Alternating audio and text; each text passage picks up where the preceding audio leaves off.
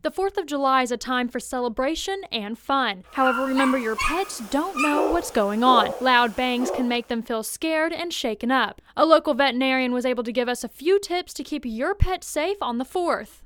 Use leashes, use kennels, make sure that if you have fenced-in area that it's secure. As people are walking in and out of the house, this could give an escape plan to those fellas. You can fight those odds by keeping animals locked in a confined small space such as a kennel or a crate. Even if your pets are comfortable with being outside, put them on a leash or harness. They like to run away. They like to dig out of fences, climb over fences, things like that. So we recommend keeping them in a secure spot. You also can try to drown out the noise from the fireworks.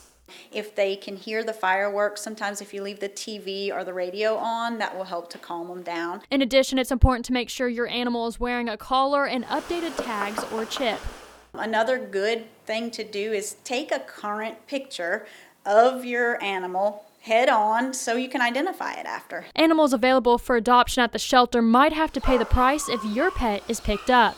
It's very concerning, especially with the shelters being so full. So, we really want to make sure that people have their animals protected. According to a lost pet recovery system, 30 to 60% of lost pets are put down because they cannot be properly identified or returned to their owners.